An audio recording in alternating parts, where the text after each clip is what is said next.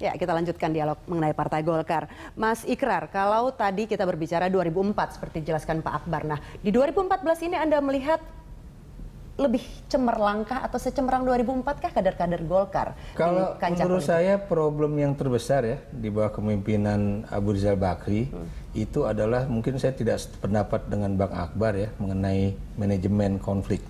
Manajemen konflik di bawah Abu Rizal Bakri kelihatannya kurang begitu cemerlang.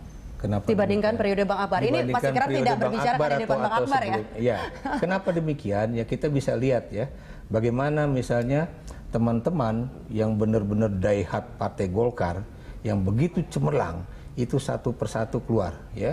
Anak muda misalnya kayak Yudi Krisnandi keluar ya. Kemudian orang yang sangat brilian di dalam memimpin sidang-sidang proses legislasi di DPR ya, Ferry Mursi dan Baldan keluar gitu kan.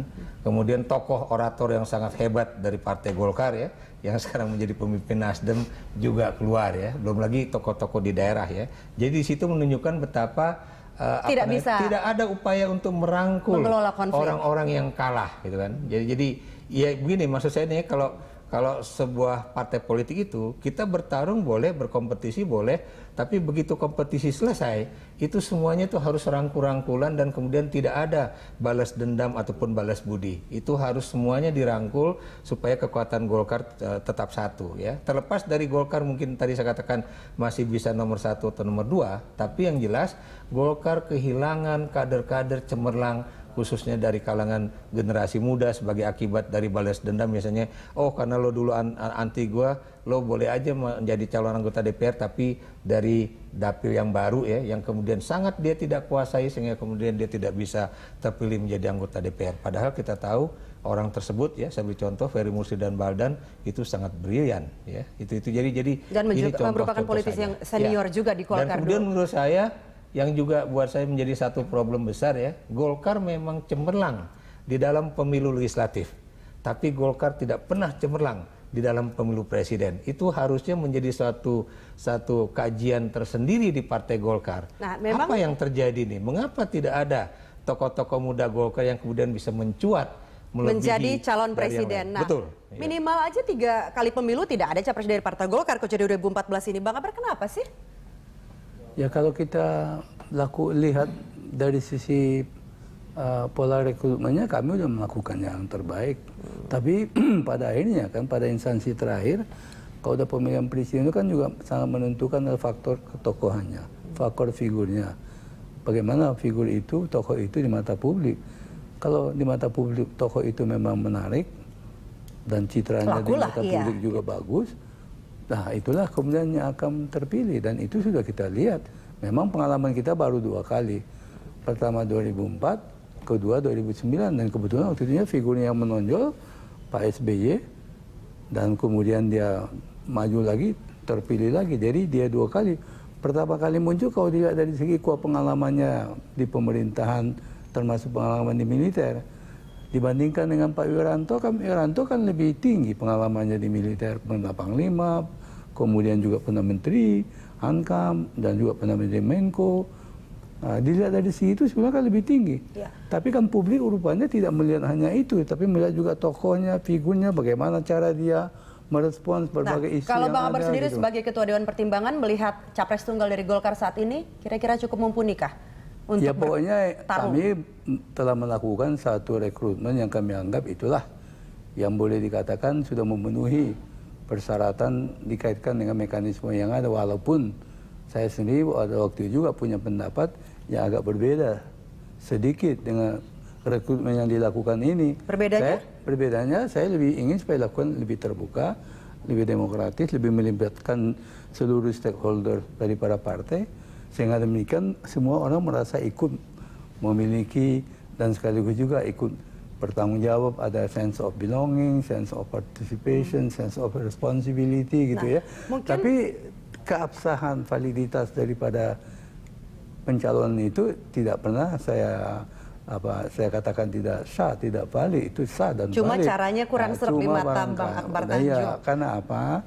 Dalam politik itu orang-orang yang ikut dalam proses pengambilan keputusan itu akan lebih merasa dia diapresiasi kalau ikut share dalam pengambilan keputusan, sehingga dia pun merasa akan lebih ikut bertanggung jawab. Nah, kalau gitu. Mas Ikrar melihat apakah hal-hal seperti ini yang kemudian membuat pencermatan Anda Golkar sekarang ini tidak sesolid dulu? Jadi begini, itu yang kemudian saya gunakan juga waktu kita bicara mengenai Partai Demokrat ya. Persoalan di dalam Partai Golkar itu adalah kohesi di dalam inner circle-nya Abu Rizal Bakri itu terlalu kuat sehingga kemudian tidak ada unsur-unsur outsider yang kemudian bisa masuk di dalam tim itu. Satu. Sehingga menimbulkan kemudian, faksi-faksi? Bukan, sehingga kemudian di dalam pengambilan keputusan ini bukan mustahil orang-orang di dalam inner circle-nya Abu Rizal Bakri juga takut untuk berbicara lain. Dalam kaitan ini menurut saya sebetulnya itu kalau dalam teori ya Bang Akbar ini termasuk devils lah ya. Artinya itu hantu yang sebetulnya ingin merombak cara pandang yang begitu kuat sebagai akibat bahwa keinginan Abu Rizal Bakri memang tidak bisa diganggu gugat dan itu diiyakan oleh tim kecilnya beliau ya. Nah ini yang menjadi satu persoalan. Padahal kalau misalnya itu nanti ternyata terbukti dia kalah, di sini menunjukkan betapa pengambilan keputusan yang begitu tertutup ya, tertutup dalam artian di antara intersikel.